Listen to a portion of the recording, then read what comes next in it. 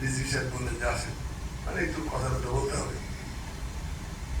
এর মধ্যে ওরা টেলিফোন, আমি তো রীতিমতো আতঙ্কিত শিহরিত হয়েছি যে একটা প্রস্তুতিহীন পৃথিবীতে নামা। ধরেন যে মায়ের ট্রেনিং নাই, জানেও না, বিদেশ বিভূতি থাকে, একটা বাচ্চা আসলো পৃথিবীতে, সে মেয়েটার জন্য কতটা সমস্যা, বিদেশ বিভূতি তার আত্মীয় স্বজনও নেই, তো মেয়েটাকে সে সামলা, বাচ্চাটাকে সে সামলাবে কি করে? আমার মেয়ে তো হাউমাউ করে কান্না, কয় তুমি মাকে মায়ে পাঠাও, নইলে আমি চললাম, মানে দেশে বিরাট। তারপরে ওইসব দেশ তো আমাদের দেশের মতো হাসিনা পীড়িত না, ওদের ব্যবস্থাপনা আছে, যখনই গভর্নমেন্টকে জানিয়েছে সঙ্গে সঙ্গে সব হয়ে গেছে ব্যবস্থা।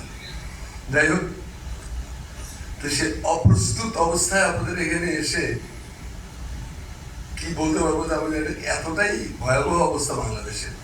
এখানে একটা কথা বলছেন যে গণমাধ্যমের চরিত্র, গণমাধ্যম আমাদের রাস্তায় স্লোগান হয় যে অমুক ভাইয়ের চরিত্র ফুলের মতো পবিত্র, এটা স্লোগান আছে কিন্তু। তো সেই স্লোগানের জন্য আমি বলবো যে আমাদের গণমাধ্যমগুলো গত 15 বছরে যা করছে, এগুলোকে পিটিয়ে কাছে লটকালেও রাগ কমবে না মানুষের। এত অন্যায় করেছে, এত অপকর্ম করেছে, হরপ্রসাদ শাস্ত্রীর তৈল প্রবন্ধ পুরোটাই মুখস্থ করেছে, করে এটা মাখিয়েছে, ঢেলেছে জায়গায় বেজায়গায় করে। একজন সাংবাদিক হিসেবে আমার খুবই লজ্জা লাগে যে এত নিচে না নামলে কি চলতো না?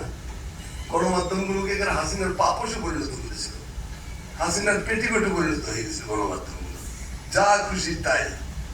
এইটা হাসিনার দোষ না, ফ্যাসিবাদের ক্যারেক্টারটাই তাই।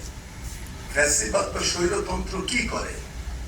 স্বৈরতন্ত্র প্রথমে তার বিরোধিতার কণ্ঠগুলি স্তব্ধ করে দেয়, সে একটা ভীতি তৈরি করে, এই ভীতিটাকে সে করে আসলে তার ক্যারেক্টারের মধ্যে সে হিংস্রতা আছে। আর এর পাশাপাশি সে কি করে? অনুগ্রহ ভাজনদের জন্য প্রীতি তৈরি করে। ভীতি আর প্রীতি, এই দুটোর ভেতর দিয়ে স্বৈর শাসনটা রাজত্ব করে। বিরোধিতা করলে তার কোনো খবর নাই, আর তার খবর আছে, তাকে মোটামুটি আপনার গুম হয়ে যেতে হবে, খুন হয়ে যেতে হবে। কারণ আমার মতো একজন নিরীহ মানুষ রাস্তাতে একলা হাঁটি, খাই, বেড়াই, আমার মধ্যে কয়েকটা মামলা, এর মধ্যে প্রধানমন্ত্রীর হত্যা মামলা। আমি প্রধানমন্ত্রীর হত্যা করার জন্য 24 লক্ষ পাউন্ড ডিক্লেয়ার করেছি। আমরা আরে 24 লক্ষ পাউন্ড যদি আমার থাকতো তা হাসিনারে মারতে যাবো কি জন্য? আমি তো টাকা নিয়ে ভেঙে চলে যেতাম, টাকা পাচারকারী। 24 লক্ষ পাউন্ড ম্যাটার অফ চোখ, এটা আমি দেবো, যে টাকাটা পাবো কোথায়? কিন্তু এই মামলা, আর এটা হলো যে রাষ্ট্রদ্রোহিতার মামলা, এটা তো কমন জিনিস ছিল। হাসিনার বিরুদ্ধে কথা বলে রাষ্ট্রের বিরুদ্ধে কথা বলা হয়। এরকম মামলায় হামলায় জর্জরিত পর্যদস্ত 15 বছর অসহনীয় জীবন যাপন করলাম। আমার সংসার ছিন্ন ভিন্ন হয়ে গেছে। আমার পুত্র এই অপরাধে আমার ছেলেটাকে ধরে সাইবার আইন, এই যে cyber act, cyber security act, কোনো কারণ যার বিদেশ থেকে পড়ে ধরে বাড়িতে ফিরছে। সে তার কাজ হলো কুকুর, ঢাকার রাস্তার কুকুরগুলোকে সে দেখাশোনা করে বেড়ায় সারাদিন, টই টই করে। কোন কুকুরের খাবার নেই, কোন কুকুরের ঠ্যাং ভাঙছে, কোন কুকুরের গায়ে ঘা হয়েছে, কোন কুকুরের বাচ্চাগুলোকে রেস্কিউ করতে হবে, এগুলো ছিল ওর পেশা এটা আর কি। আর হলো বিড়ালের বাচ্চা কালেকশন করে, বস্তিতে বস্তিতে বিড়ালের বাচ্চা থাকে না, বাচ্চারা বস্তি ছেলেমেয়েরা গলায় দড়ি দিয়ে, চোখই ফোটে নেই বাচ্চারা, ওটা গলায় দড়ি নিয়ে খেলে ওরা, এই বাচ্চাগুলোকে ওরা উদ্ধার করে। আর হলো বন্য পাখি, যাদেরকে ধরে এনে বিক্রি করা হয় সায়েন্স ল্যাবরেটরিতে, প্রোগ্রামগুলি জায়গা আছে, ওইসব জায়গায় ওরা হিট করে, করে ওদেরকে বুঝিয়ে সুঝিয়ে, কখনো কখনো টাকা পয়সা দিয়ে পাখিগুলো পাবো। এই হলো একটা ছেলের পেশা। সেই ছেলেটাকে সাইবার অ্যাক্টে ধরে নিয়ে কোনো কারণ ছাড়া, আমি তো 3 দিন পরে যখন উদ্ধার করা গেল, বলে পাওয়া গেল খোঁজ হদিস, আমি বলছি গুম করে ফেলছে। তখন সে উত্তরা থানায়, আমি ওকে দেখে আত্মনাদ করে উঠেছি, পিটিয়ে হাড় মাংস আলাদা করে ফেলেছে, সারা শরীর ফুলে গেছে, জখম জখম আর জখম।